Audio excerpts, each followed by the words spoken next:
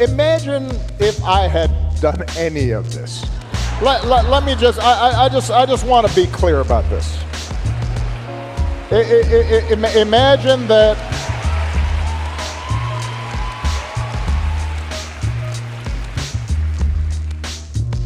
Imagine if I had pulled Fox News' credentials from the White House press corps.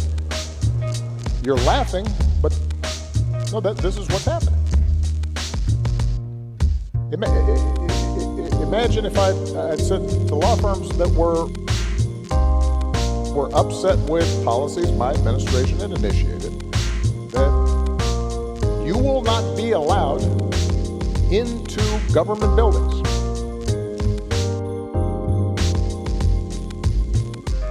We will punish you economically for dissenting from or the Iran deal. We will ferret out students who protest against my policies.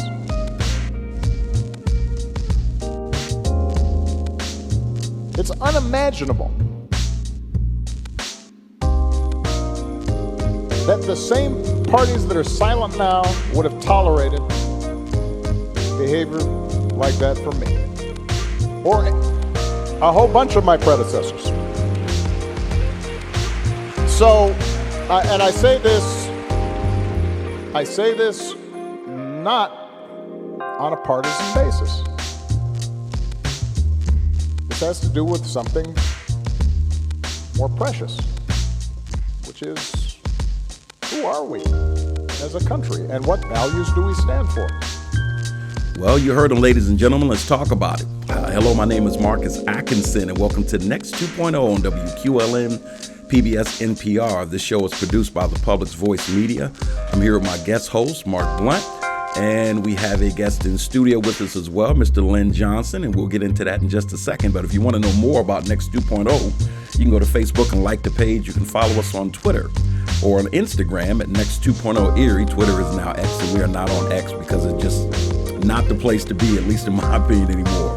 But if you want to go to Instagram, you can catch us at Next 2.0 Erie to keep up with upcoming show promos, events, and clips about what's next for our communities and our democracy. Thank you so much for tuning in. You heard the question that he posed. Imagine if I had of ... fill in the blank. He gave a high-level overview of all the things that you see right now coming out of the White House. And it really is a litmus test on what we are willing to allow from certain individuals. But Obama put the question out there. Imagine if I would have done any of this, let alone some of it, where would your toleration level be? Right? Would you be zero tolerance? Would you be, Obama just kind of doing his thing? What would it look like if that were me? And so he is making people wrestle with that. And so we brought Lynn Johnson in, along with Marc and myself, so we can talk about this, because I know that this is right on brand with Lynn Johnson. If you follow him on social media, a lot of what he posts is kind of spot on with this type of thing. And he makes us wrestle with the idea of race being a social construct and just how we react to that social construct, even when we're not honest with ourselves as a society. And so I'm glad to have him on. Lynn, first of all, thank you for coming on the show. And second of all, dive right into this, man. You heard the clip. What are your thoughts when he broke this thing down? Well, my thoughts is, no, they wouldn't let him get away with it at all. In fact, more I think about it, if Obama had the resume that Trump had when he was in the Republican runoff for president, he would have never ran off out of the primary. He would never get out of the primary. He would have been done like pretty quick.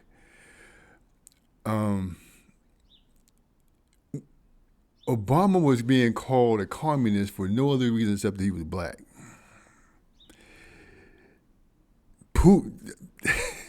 Trump was associated with Putin while he was in the primary.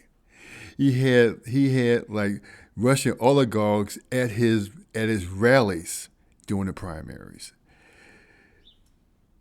if Obama's fifth cousin had ice cream with Putin's fifth cousin, it'd been all over right then, right there. It'd been all over.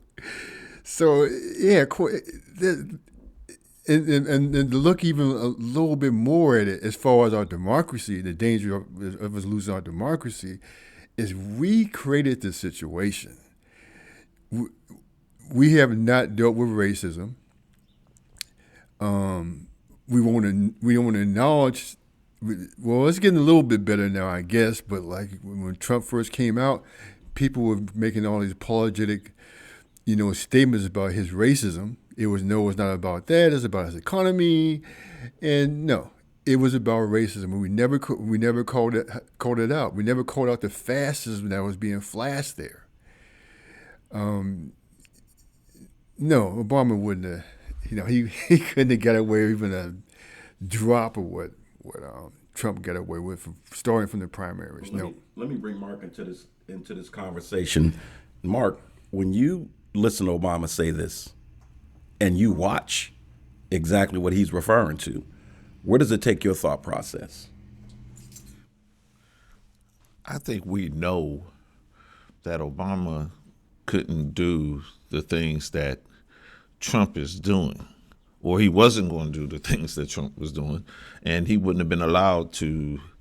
We feel he wouldn't have been allowed to do it. But as I was listening to this conversation, and I've been thinking about it, I think part of our root systemic problem as a Democrat, maybe as a people, we fight for change without being willing to do a revolution. Trump is doing a revolution right now. He's destroying. He's going at his enemies. We as Democrats, we don't do it that way. We try to persuade you with an argument, with a philosophy or whatever. We don't really ever try to destroy it. Look at what Trump is doing. He's destroying the Department of Education. He's cutting down government. He, as Obama said in a prior statement, he's destroying law firms or getting law firms to kiss the ring, bow the knee. We don't do that. This man is holding a revolution. And they say a lot of times one of the biggest tricks the devil did was to convince you that he didn't exist. He's put an American flag in there doing fascist things under the name of America, United States. He's changing the Gulf's name or however he does it. A lot of people don't really see what's happening because of the packaging that he's doing it with. I mean, like we have censorship at the universities. Okay, the universities were producing scholars or free thought or whatever, Harvard and all these people. What does he say? If you teach this, we're going to cut funding from you. We're going to destroy you. So unless you say this right here, you're gone. So no, Obama, that's not the cloth that he's cut from. No, I don't think that's the cloth that it's a part of me that's always willing to compromise. But I think we have to get back to being in a revolutionary type of thing to destroy this, what he's doing. And I don't think we're not fighting fire with fire here. We're trying to put fires out, but we're not trying to destroy the root cause. Like Lynn said, when it comes to racism, we always kick this can down the road. We come up with some type of civil compromise, affirmative action, it gets put back. Reconstruction, it gets put back. 40 acres and a mule, it gets put back. And we have to change our concept and our way of thinking.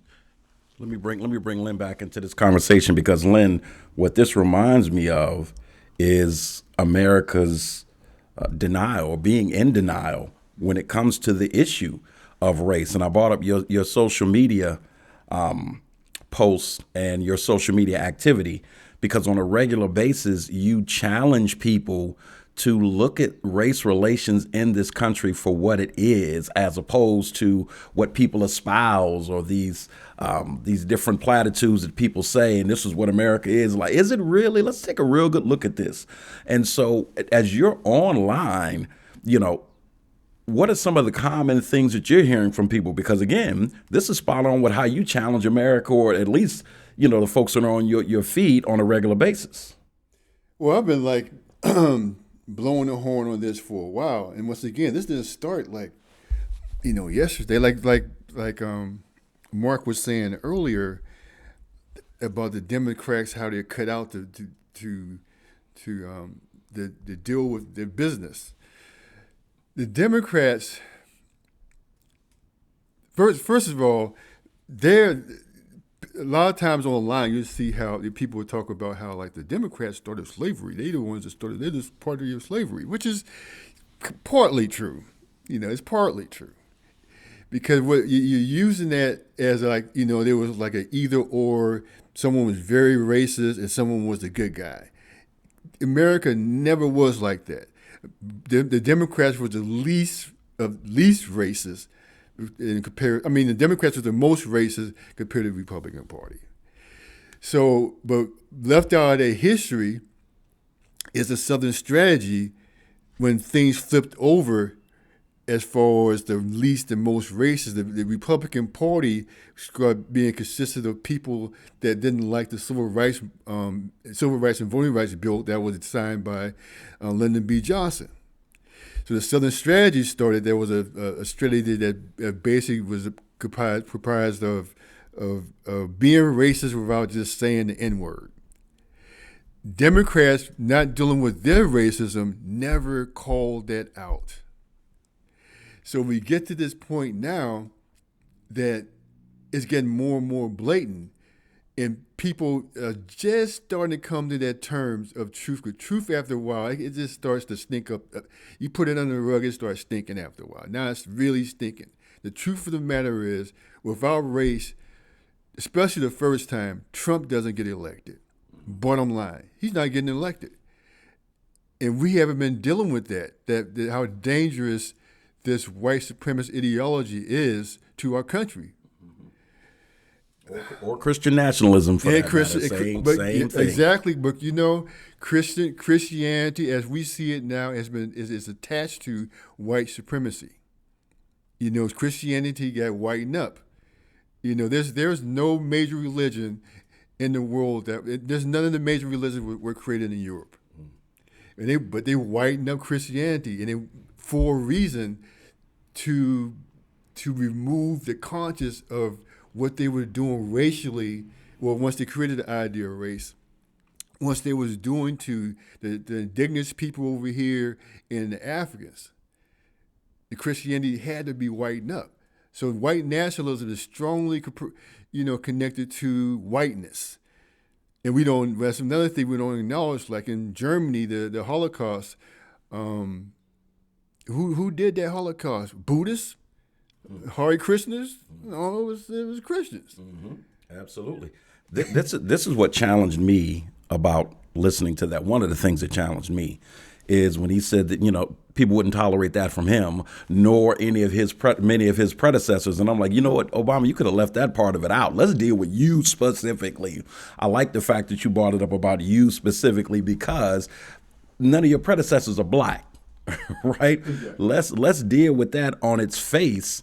And it kind of goes to your point, Mark, and I'll throw it back to you because when you look at, locally in Erie, we got somebody in politics who thinks he's a dime store knockoff of Trump, little sawed off character.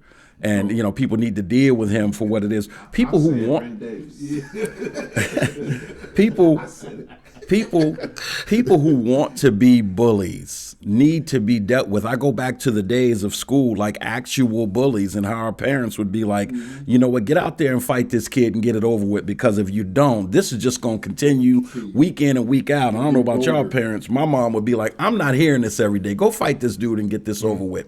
And that goes to the point that you made about Trump and his revolution and what Democrats will and won't do. Even before, a lot of people felt like as the first and probably the only ever black president, Obama didn't go far enough in representing that. And I know he was all about trying to be everybody's president, and he should have been. But when you, I get you, I'm going to let you chime in. Obama, though, he was part of the problem, though. Because when he was in office, certain completely obvious racial things was happening, but he wouldn't call it out. He would say things like, wrong-headed. They're wrong-headed people. No, man, just say it. These are white supremacists, man. You're making my point. Yep, you're making my point. You're making my point. And now when you look at everything that's going on with this dude, you can't deal with bullies. Like, how do you, when somebody's throwing the rules out the window, how do you deal with them? By leaning on the rules. When someone's being a bully, how do you deal with them? I'm going to take the high road is closed for construction right now. Okay? Yep. And so, Mark, when you look at just, he's talking about his predecessors. I guess bottom line is, to your point, Lynn, and to the point I think of a lot of people, like, he didn't take it far enough. He wasn't strong enough when it came to calling this stuff for what it is. And now you got this dude in here just overtly going after people of color, which is amazing because you still got people of color supporting him. In any event, Marc, that's another subject. That's another subject. And I know that Biden's come out and saying things. Are you pleased with what Obama is saying when it comes to President Trump? Do you feel like he should go further? Do you feel like Biden should go further? What's your thought on the fact that he's even going at him publicly with this? I thought we all have an obligation or a duty. We all do, not just Barack or President Obama and President Biden. Although Biden right now, I think he's been devalued. What he says right now, he's damaged goods. That's just political reality. But I believe with past President Barack Obama, the stage is now set. What does America like more than anything? Sequels. And you see that Trump is already hinting at Trump versus Obama. This is Mayweather and Pacquiao. This is Frazier Ali, and people are subconsciously being shown this because Trump is arguing back channels, front channels, whatever channel that you have, that his was interrupted, so he deserves another term. Well, the only way to get your other term is to allow Barack Obama, who's young enough.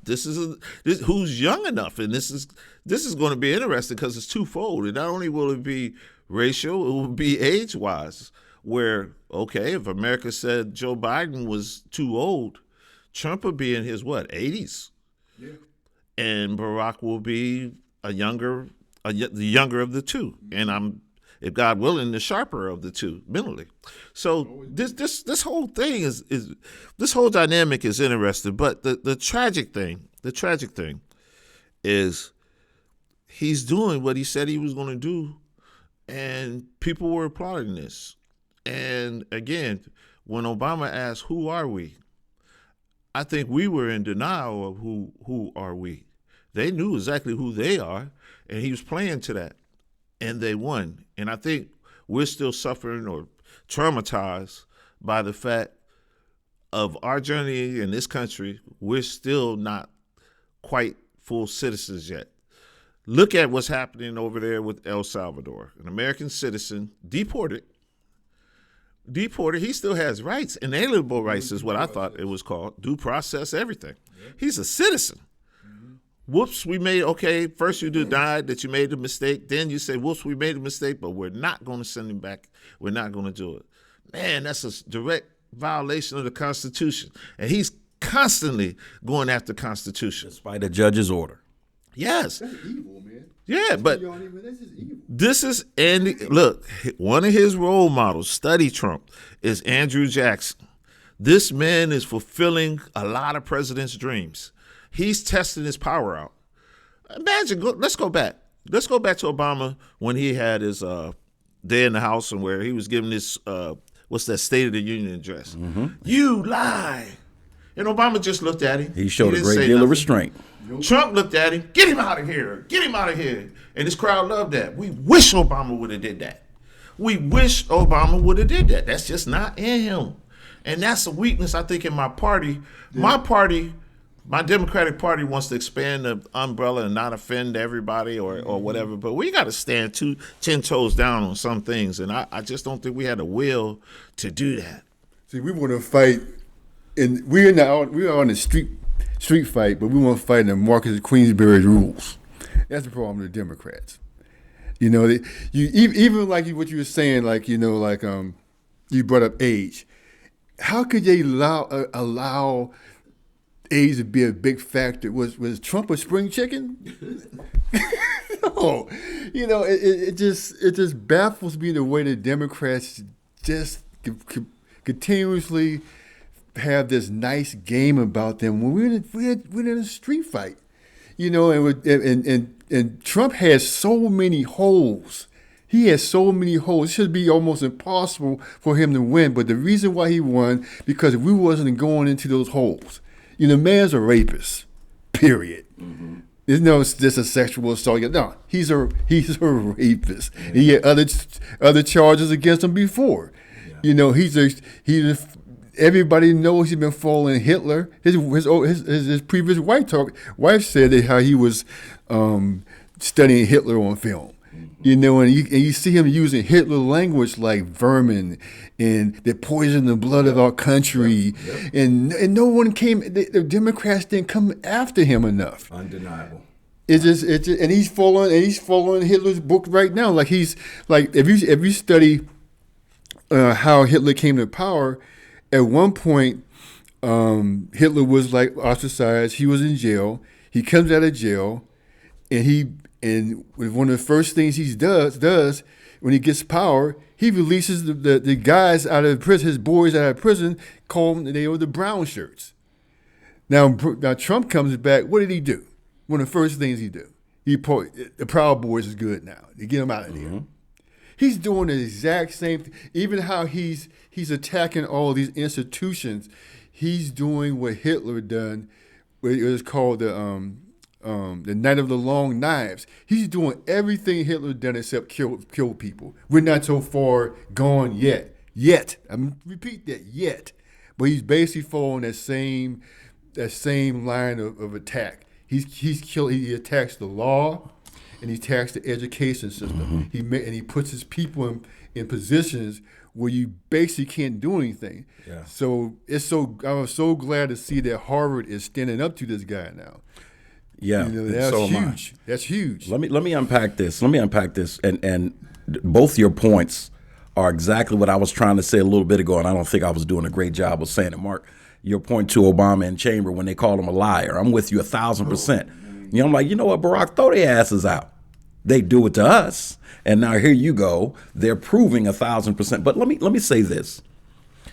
I remember, and then I'll let the two of you chime in because I'm really hoping this is a teachable moment for white America. When you talk about white privilege, not just white privilege, but white male privilege, and I would get so exhausted of white men that I would have this conversation would say, well, hey, Marcus, I grew up poor. No one ever gave me anything. There's no privilege in my life. I said, it's not a matter of what somebody gave you. That's not the conversation. The conversation is how much America will tolerate coming from your image. How much America will tolerate. It's the Kyle Rittenhouse theory, right? When it's in the image of a white male or a white boy. You see this in schools. Even my son, all of 11 years old, notices white boys get away with some stuff that me and these girls could never get away with. Exactly. And he started calling it out in school like, well, wait a minute, Jimmy just did that a second ago. And then whenever I would have to go into school, I second his motion like, hey, we're not doing that. He notices something that is commonplace in America. White men and white boys can raise hell and boys will be boys. No. We're not playing that game. But this is a perfect example of the only image in America that people would tolerate an iota of this from. With Hillary, what was you like? Lock her up. When it came to, Kamala Harris, she got to the top from laying on her back and from doing sexual favors and everything. But with this guy, to your point, Lynn, he got so many holes in his resume. With this guy, it is all good. Talk about the privilege aspect of this if people don't see it and how this is evidence of this demographic going back to the quote unquote founding fathers. This demographic can do whatever, and America just has a high tolerance level for this group. I think it go back to when you said something that you said that male would say, no one did nothing for me. I pulled myself up by my own bootstraps. No, you didn't. You had a government that cleared the natives out of the way for you. You had a government that created the roads. You had a government that came up with cures with smallpox and everything else for you.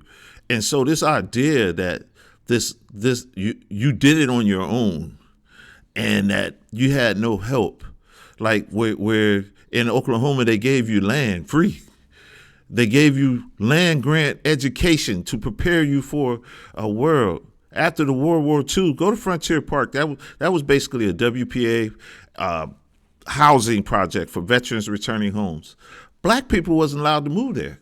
Right. They were redlined out. That same vet, Luther Manus, whoever, they wasn't allowed to move there. So yeah, you did have help. You had someone that put you in position. You had someone that, and they don't like to talk about this because it's so abstract, I guess, but you had an opportunity. Those words that was written on that piece of paper called the Constitution meant only something to you in its intent. Imagine that. We still debating this. Plessy versus Ferguson was fought after we were free. We still debating citizenship to this point. The brother in El Salvador. His constitutional rights say bring his ass back. But they're saying you're something different. You're something different. Whereas that neighbor or whoever, the friend that you're talking about, first thing that they will yell, I know my rights. I know my rights. I know what's inalienable. I know what God given me. And so we still struggle with that part. And I don't think we tell that story enough or say that enough to change that narrative a little bit. And what Marc is overall talking about as far as history is related, I have a problem how people teach history, how we reflect on history. If we don't reflect on history, we don't use it in context. When it comes right down to it, in context of the Civil Rights laws, the Civil Rights Act, Voting Rights Act, in context, I wasn't born free. Right. That's not too long ago. That's 1964. And to your point, Lynn, and you can finish unpacking this, which is one of the reasons why history being taught accurately is under assault right now. Exactly. Keep going with your point. They want you to exactly. And just a real quick thing, we had just a few weeks ago before when he first got in office. I can't remember exactly who it was in his administration, but they outwardly said we need to get white men in these positions. They literally said it out loud. And I think the biggest problem when it comes to like discussion of racism, the biggest overall problem that no one says out loud is the fact that white men never got none. All through history, white men never got some. Women got it. They got laws that women couldn't do this, do that. Black folks, Native Americans, everybody got some. White men never in their history seen a sign that white men can't come in. White men can't buy this house. So they can't. So when you talk about these subjects, this subject with people, including white men, they have to dig deeper to even almost starting to get it. I've been in like diversity workshops or discussions about racism. And whoa. Lynn just said diversity on the show. Strike that from the records.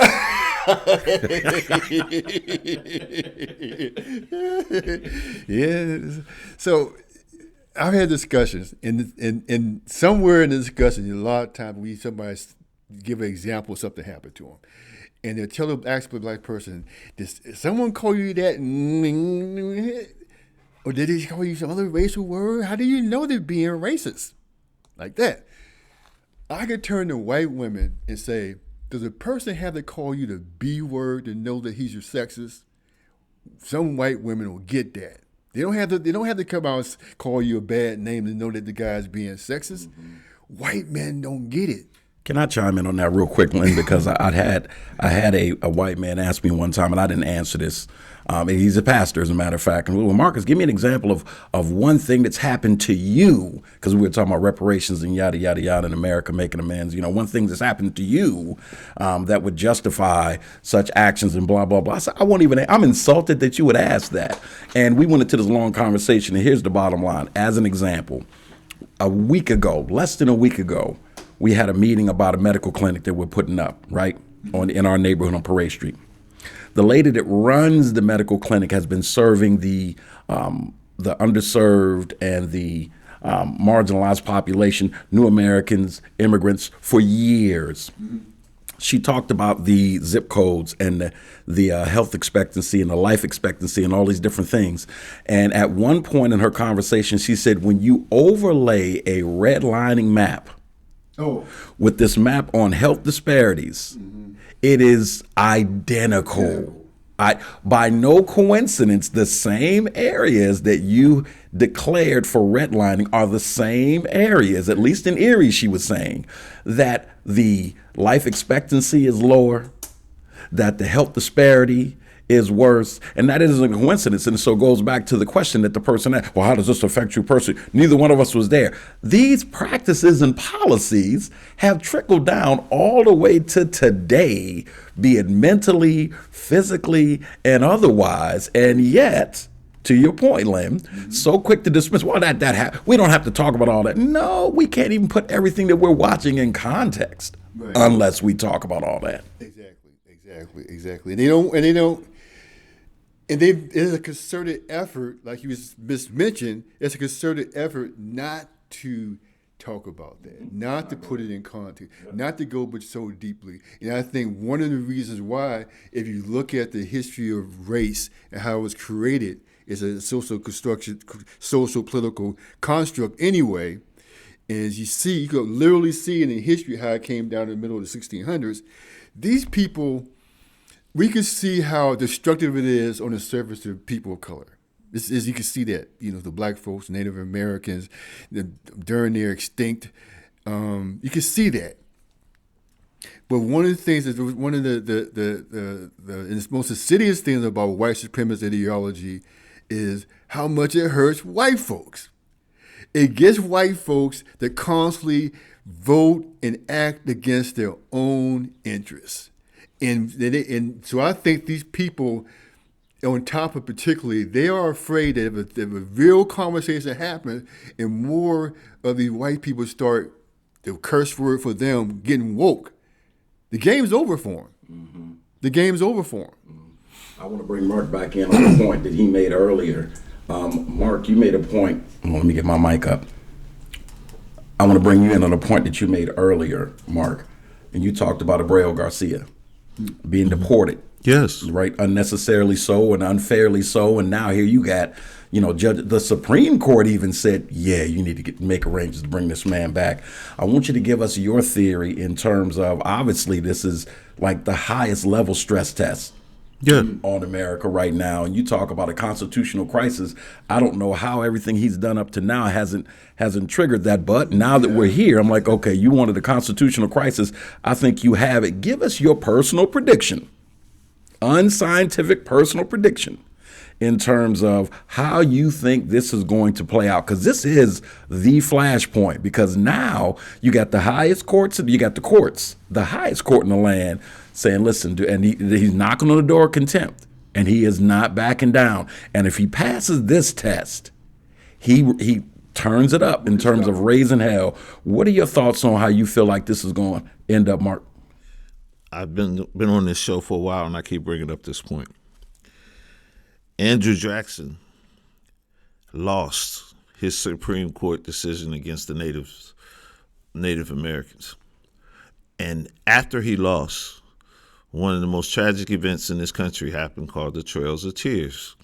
He marched every Native that he could west of the Mississippi. And the Supreme Court said he couldn't do it. And he said, okay, you ruled it. Let me see you enforce it. That's a quote. In this situation, I think Trump has tested the bounds in many cases, but in this case right here, again, we're dealing with non-white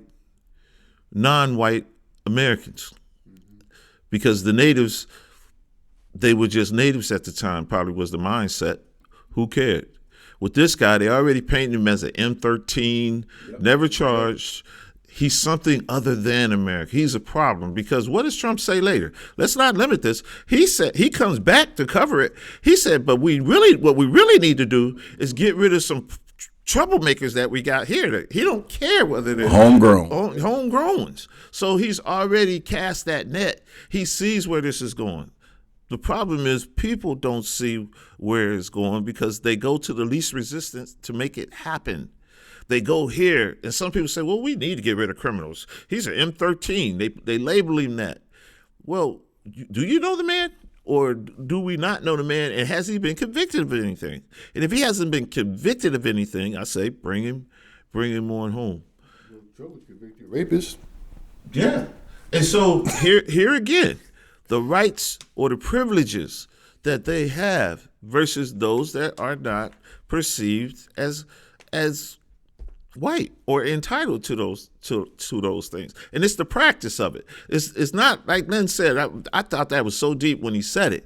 He said the Civil Rights Act of 64. Think about this, people. The Civil War ended in 1860 something, and we still talking about Civil Rights Act in 64. In 1964, a century later. You have to, everything, if I was a true citizen, everything I need was included right there. I shouldn't have to have another amendment or what have you. I'm already covered with inalienable rights. I'm already covered, but yet we keep running into this thing because the mentality is, the unspoken thing is, we're something different. We're outside of that, what an American is. And I'll even go to this because you brought up some DEI. You brought up diversity. Let's go to the plane crash in D.C. A plane crash and a tragic accident. The first thing the president says, this is DEI. My first thing was like, oh, prayers to the family. His is like, this is an example of DEI and why it fails. Now, I want you to follow me on this. A conference happened with strategic military action. Action was getting ready to happen as far as who was getting ready to bomb, secret mission, so to speak. They put a civilian online to hear those plans which endangered those soldiers and the whole mission. Not a peep about the good old boy network failed. Because wasn't no black people, wasn't no people of color was involved in that. Excellent point. Wasn't no DEI or whatever. It was mentioned. You know what Trump said? Oh, he might. Worst case scenario, he made a mistake. Okay, move forward a second. What was Hillary's emails about?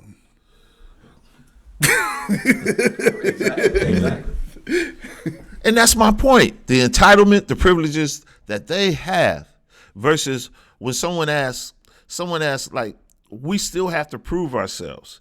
When we go up the ladder, a lot of people, they don't want to say it, but they want to look at you and say, how did you get here?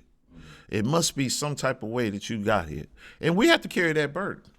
We have to carry that burden of constantly trying to validate ourselves. This show, really, we're still kind of like validate, well, we couldn't do what Trump get away with. Validating, that's a validation because it hurts. It hurts that every day. That's why we have the blood pressure and the issues that we have, to try to validate your humanity, that we're part of this, that we're a citizen. And we're still trying to prove it to this day, right now. And I tell you, if for the average American who looks at what you see right now coming out of the White House, especially in the face of a court order, I caution you, and to your point, Mark, it's not like he's throwing a rock and hiding his hand. He's doing everything he talked about in the beginning, first of all. Second of all, he immediately is starting to reach for homegrown, quote unquote, throwing up air quotes on that one, homegrown problems that he would love to ship overseas. And it was interesting. You've got Doge on the one hand saying we want to cut back on government waste, and you cutting out people's jobs and people's livelihoods, and you've got somebody who holds the largest amount of contracts, federal contracts of any citizen in this country, leading this effort, and it's all about supposedly cutting back on waste. And yet El Salvador, America pays them $6 million to house these prisoners. So America is paying to house these folks, and you can't say send him back. There's nothing we can do about that. Now, hold on. When it comes to American citizens, you are reaching into their pockets, whether it's universities, federal jobs, you're doing all of these things, strong-arming the American people. When it comes to El Salvador, you claim there's nothing I can do. But the American people are paying to house these. Make it make sense. One can only hope that the average American is really paying attention to what's going on. And I'll throw it back to you with this. It is encouraging to see all of these citizens raising hell at these town halls across the country. Marjorie Taylor Greene took hers digitally. She didn't even have the chutzpah to show up in person. I know here, Mike Kelly is our congressman. He hasn't had the chutzpah to show up in person nor do anything digital. He's still hiding. He's been hiding for a couple of years. Come on in with that. This is it's good that people come out.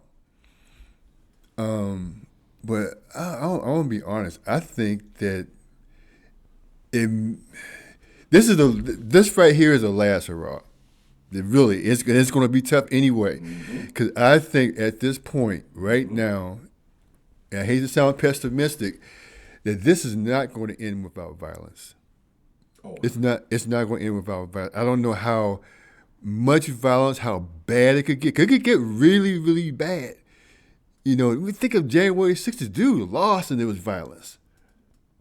And what he's doing now, he's setting up so much stuff as far as who he's putting in power to do things. And he's tearing all the institutions down. And there's still people that we have to also admit that not only this is a white supremacist ideology movement here, around the world. Don't forget that it's going on around the world. This is also a cult that we're dealing with. We're dealing with a cult that the world haven't seen since 1935. When you know who was happening in Germany. We don't understand that. So these people are acting like they're in a cult. And I just don't see how this is going to end without violence. I hate to say that, but it's just not. It's not going to. We waited too long. We should have killed. It's like the alien monster when he came out. Yeah, that movie, and they should have just stabbed the little sucker as soon as he popped his head out. It's not going to end. It's not going to end without violence. I don't see it. When you say that, what does that look like in your mind? People are going to die. Because people are going to die literally on the street. People are going to, if they continue like just snatching people out from coming out on the street. Coming to a person's home, setting people up. I guarantee that the new Americans here and the refugees and immigrants here are scared to death. The last person they picked up, he was going to basically take his test for citizenship. They set him up, and they snatched him there. Now there's hundreds of people here that have to do that. How's this going to happen? How's it going to make them feel? So at some point, people are going to get violent. I can't see how it's not going to happen. Because here's my point. I think people have been violent. I think they've been violent. And so I mean, going back and forth bullets. There we go. I just wanted to know what's you know what I mean? I hate to say it like that, but yeah. You know, when they get to this point where they could just come up and snatch you out your house, some people will say, "No way, you get it." No, it's not. I can't see how it's not going to end this way. Well, here we go, Marcus. You had said something about this. Think about what he's also said. Here's some person overseas that has pushed this idea that the United States is freedom. And we celebrate our First Amendment of freedom of speech. We say you can say anything. We go fight wars and try to establish what we say we have over there, or what it used to. So my point is, there were 6 Gannon students. This is local. Yeah. that was picked up and deported because they said that their ideology may have been different. And so now those people that came over here thinking that you could have free speech, they can't say nothing about what's going on in Israel, or if they do, they're a threat to our democracy. Mm-hmm. What kind of, and then in the same space, our Supreme Court says hate speech is protected. So if hate speech is protected, why is woke speech so challenged? Dangerous. Because the rabbit has the gun.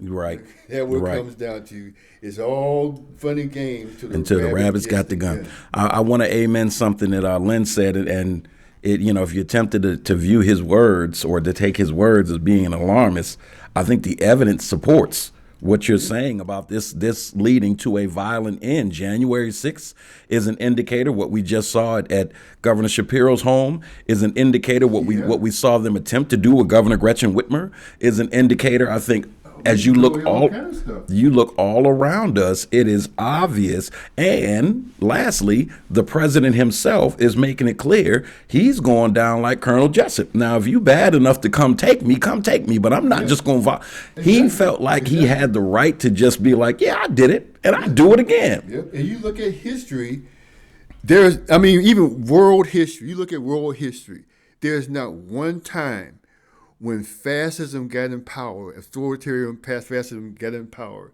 there's not one time they got in power without violence. No. Never happened. No. Well, we're heading to the finish line. Marc, let me get your thoughts, man. Some of your final thoughts. I just think we can't speak enough on this subject, and that so many things come to mind when you do it. I just hope the listening audience understands, and I hope it came through clear, because all kind of thoughts race through my mind in these times. We're being assaulted on our speech.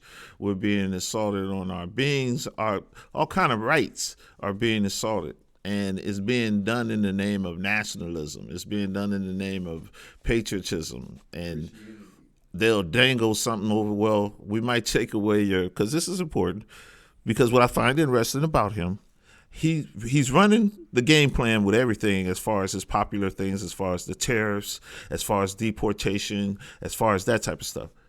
Where is the no income tax thing at that he could do? Understand that they just eliminated the cap on overdraft checks. He took the time to say there was a $5 cap on overdraft checks that Biden had passed to protect the average American. They was exploiting them. They removed that. But notice how the federal tax on tips, that was something that he ran on. That didn't happen. Nope. That didn't happen. None of the stuff for the poor person happened. Not at all. So those are the things that I hope people watch, and I hope people do this. Vote. When we vote, we win. And understand this local election, you might not find it sexy, but it is very important right now, because this is how you get an umbrella to this crazy storm that we're in right now. You vote locally. You vote locally, because that'll help us deal through this situation. I will leave this to people that we cannot water down the urgency that we're in, the danger that we're in. We are in danger. It's not just a matter of opinion here. We are in danger. We have to come to terms of that difference don't mean better or worse. We're in this boat. We got to get out this mentality that some people who voted for him, basically, they were like, had a mentality like, I don't like you, you're type, I'm gonna put a hole on the side of your boat that I'm in, on the side of your boat where I'm in. We're in the same boat here, and we are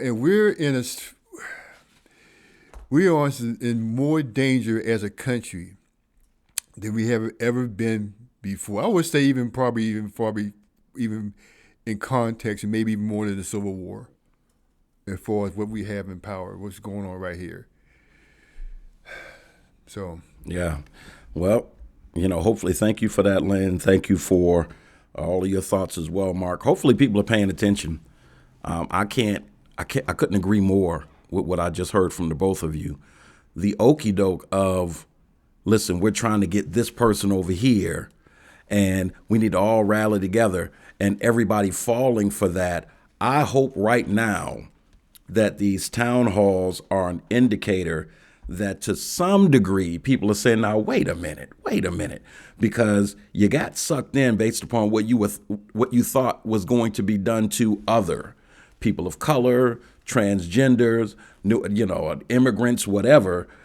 But it turns out that everybody was in the crosshairs. Some of us knew that everybody was in the crosshairs, but the average American, especially that person who voted for Trump, were convinced, well, he's going to go after them and them and them. And now they know, oh, I'm on the menu as well. And so hopefully this is a flashpoint. Either way it goes, to agree with Lynn one more time on my way out the door, this is a flashpoint that will be chronicled in every history book going forward, because this is decision time all day for America. I don't think it's going to end nicely. I don't think it's going to go away without a fight. I think that if the judicial system gets tough on Trump, I won't even say dog whistle, he's going to try to call his cult into action like he did on January 6th. This is not going to end nicely. And I guarantee you, the generals behind closed doors are already talking, saying, you know what? We may end up having to intervene in some way, shape, or fashion in this joint because something is coming down the pike that no one's going to lay down for. And enforcement, and we ain't talking about law enforcement locally. Enforcement is going to be an issue. So stay tuned. We shall see. But that's it for us today. That's our show. Tune in next time for more discussion and analysis with local and national guests. Remember, the next 2.0 streams on Fridays on all major podcast platforms, and the fourth Sunday of the month at 4 p.m. on WQLN PBS NPR, which is 91.3 FM. If you want to leave a message, comment, or suggestion for the show, you can call the next hotline at 814-240-8816. We look forward to hearing from you. I'm Marcus Atkinson. Come join us again so that you can hear about what's next for our communities and our democracy. Peace.